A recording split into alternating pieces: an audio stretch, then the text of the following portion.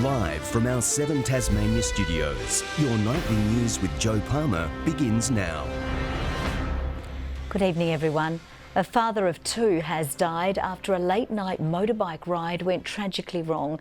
The 24-year-old was killed when he crashed into a parked truck in Mayfield and couldn't be revived by a passing motorist. A tribute sits at the curb where a young father's life was cut short. Just before midnight, the man was riding an off-road motorbike on Morrison Street in Mayfield when he ran into the back of a truck parked on the side of the road. A motorist travelling in the other direction had just passed the man, and I understand that he stopped and contacted 000 and rendered assistance. Police say the man, who lived nearby, wasn't wearing a helmet or any other safety gear. The bike did not have a headlight, was unregistered and uninsured. He died at the scene. Indications at this time are that speed was not a factor. Don't know if alcohol and drugs are involved at this stage, but that will form part of the investigation. Family and friends added to the roadside tribute throughout the day. Those who knew him were still in shock at what had happened. I think it sends a very strong message, and I would strongly encourage all motorbike riders to ensure that they have the licence, the right category of bike, that the bike's roadworthy, they're wearing a helmet and any other protective gear when they go out. Tom Johnson, 7 Tasmania News. A Hobart jury has begun deliberations after a 5-week trial into the alleged killing of a Risdon Vale tattoo artist. Dwayne Doc Davies' wife, Margaret Ann Otto, and his best friend, Bradley Scott Purkis, have been accused of murder, both pleading not guilty.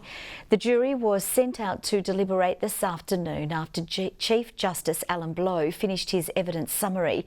He told the jury to not use guesswork or speculation when looking at the evidence.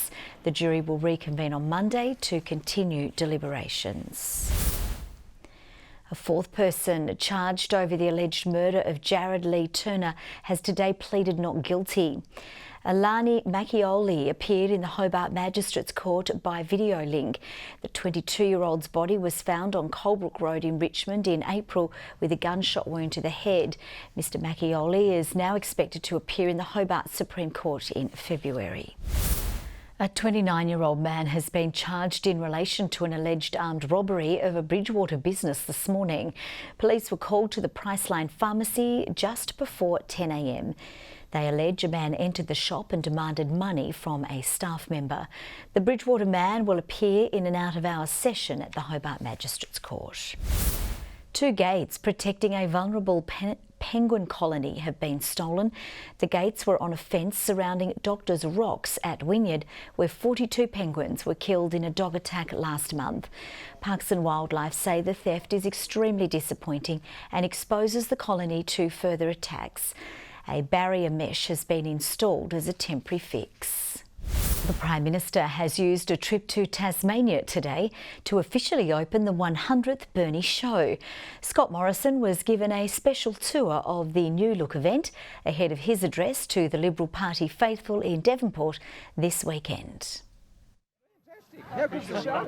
The Prime Minister touching down in Tasmania ahead of the Liberal State Council this weekend, pledging $20 million to fund regional agricultural shows across the nation. With each show eligible for $500,000 to improve facilities and entertainment, the Burnie show is keen for the extra help. Infrastructure, we want to get some sheds put up. Another part of the way we're trying to support agricultural communities. Agricultural shows are a great opportunity for communities to come together. Delivering an election promise, it was welcome news in Burnie, with many regional shows struggling to continue. Devonport has lost its show, while Launceston has dropped it back to 1 day. Some shows that have had some difficulty and perhaps go into take a year off. Whilst Labor supports the federal funding, it says it's not what's needed to keep regional shows alive. But what will really save regional shows is people showing up. We need feet on the ground. And what we've seen today is a big crowd. If crowds keep coming to shows like the Burnie show, then the show will survive.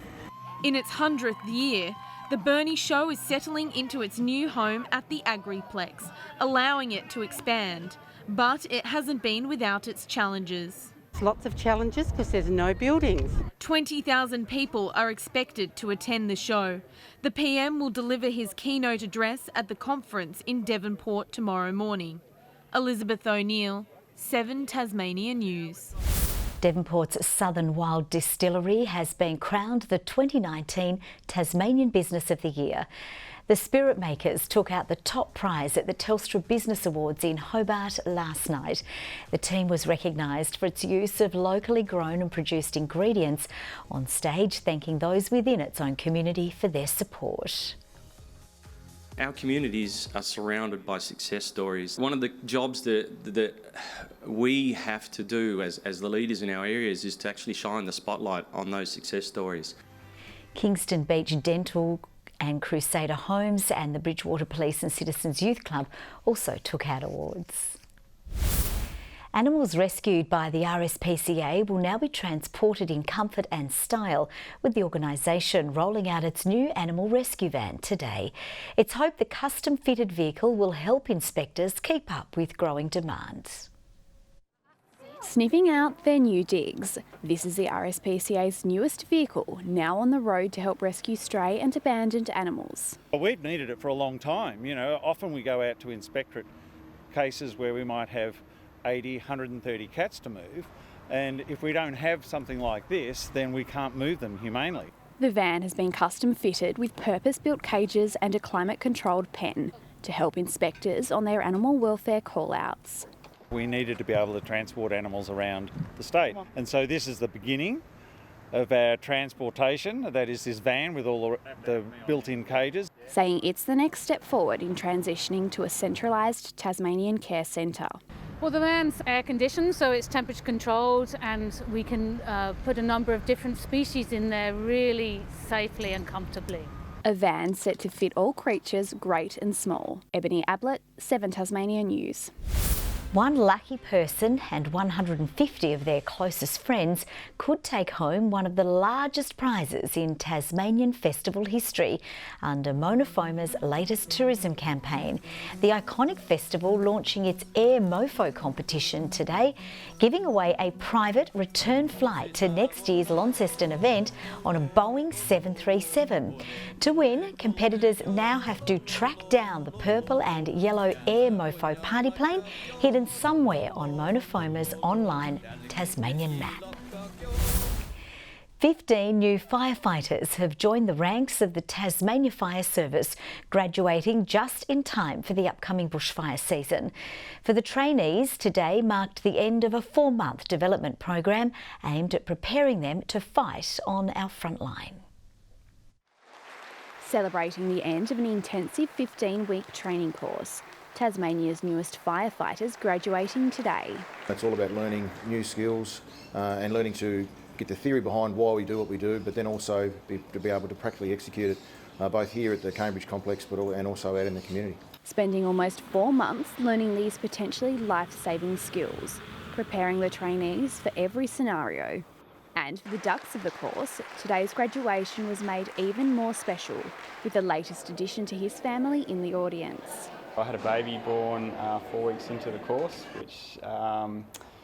which has added some extra challenges on top of everything else. A bit of sleep deprivation, but my wife supported me. Now ready to get on with the job. We've been given bush firefighting training, and we still have a lot more to learn, but we're ready to go out there if we do have a bad fire season.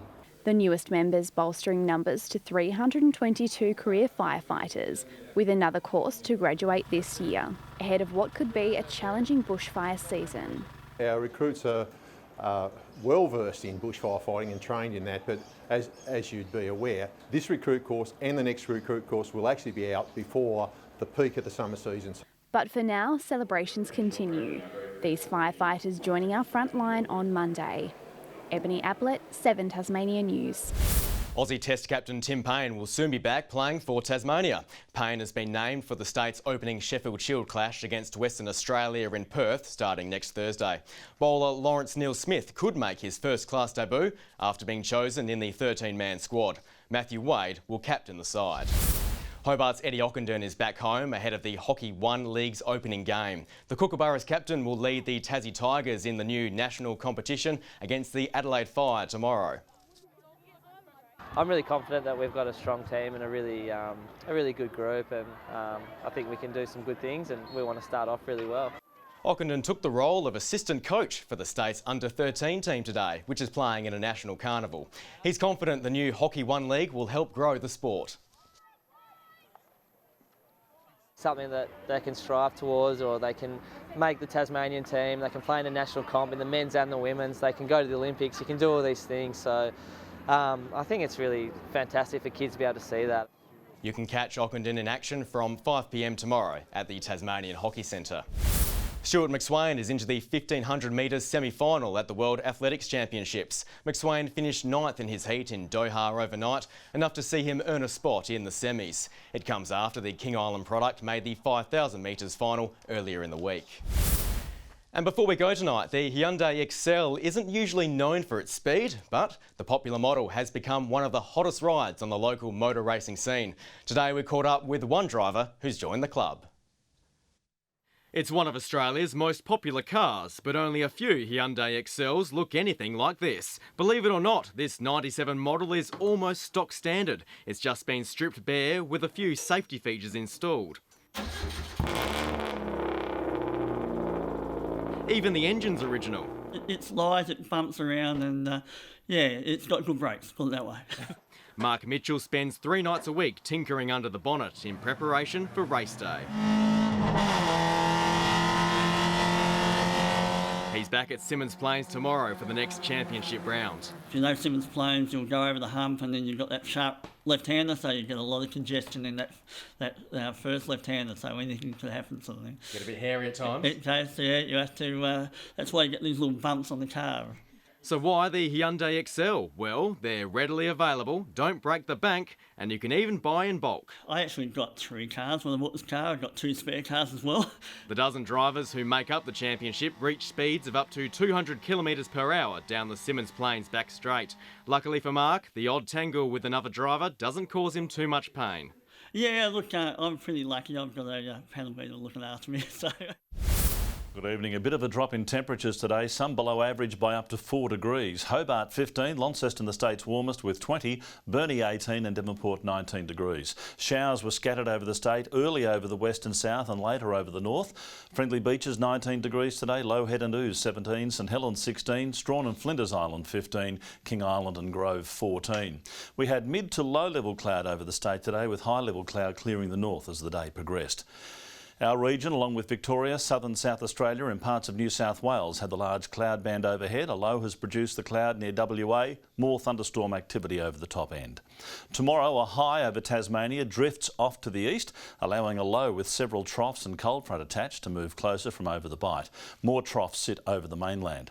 Quite a few changes in wind direction tomorrow. South to southwesterly winds at 10 to 20 knots firstly, then tending variable during the morning before eventually turning east-northeasterly in the afternoon. With all the major cricket comps starting tomorrow, it's going to be very hard to pick from which end to bowl from. We do have a strong wind warning, that's from Sandy Cape to Stanley, and also a frost warning for a cold night tonight and a chilly start tomorrow for quite a few districts. And after that cold night tonight, a 17-degree high for Hobart tomorrow, and mostly sunny, partly cloudy for Medina, 17 the top, 0 for Oatlands, an early frost and then 15 later. 16 for Launceston, 14 for Devonport, early frost for Lyowini, -3, a top of 11. For Burnie tomorrow, a top of 14 with a light shower or 2, partly cloudy for Strawn, 16 the high and 15 for Marrawar. St Helens tomorrow, 15 degrees along with Swansea and Orford, all partly cloudy. On Sunday, showers over the north and west, extending statewide before contracting to the west. Showers over all districts on Monday, snow on the peaks with west to southwesterlies, and on Tuesday more showers, more frequent over the west and south, snow to 700 metres. A morning shower for Perth tomorrow, partly cloudy over Adelaide and a muggy 34 there. Sunny weather forecast for Melbourne and Brisbane, morning showers over Sydney. Partly cloudy at the moment in Hobart, 11 degrees, Launceston 13 and 12 degrees in Devonport. Joe, I've been a bit of a loss lately. A whole week of not being able to sit in front of the TV watching football. Thank goodness the Spring Racing Carnival is on and the Tassie Horse Mystic Journey is in the Turnbull Stakes tomorrow, on its way to a big run in the Cox Plate, which of course Winx has won for the last 2 years. It won the Turnbull, and that's what Mystic Journey's in tomorrow. I know you're looking forward to daylight saving though, because it's going to be the first time in 6 months that the clock in your car will be saying the right time. It annoys you, doesn't it? Right, thank you very much, Merv. That's all from the team for now. We'll see you throughout the evening with updates. Thanks for your company. Bye for now.